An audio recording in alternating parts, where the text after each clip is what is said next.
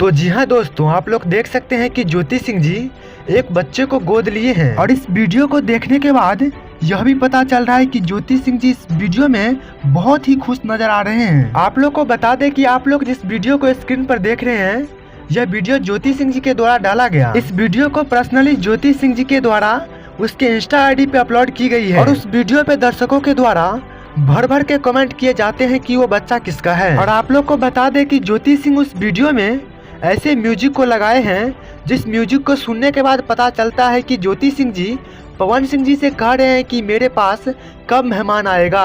ठीक है, वो लाइव में भी सब लोग एंजॉय कर रहे हैं। अरे अब जितने लोग लाइव देख रहे होंगे सब हंस रहे होंगे। क्या है लाइव में आके नमस्ते प्रणाम हाय कैसे हैं आप। मैं भी ठीक हूँ, आप भी ठीक होंगे, यही करूँ ये मुझे नहीं आता है। लेकिन आप लोग देख सकते हैं कि इस समय पवन सिंह जी शूट पे अलग ही मस्ती कर रहे हैं।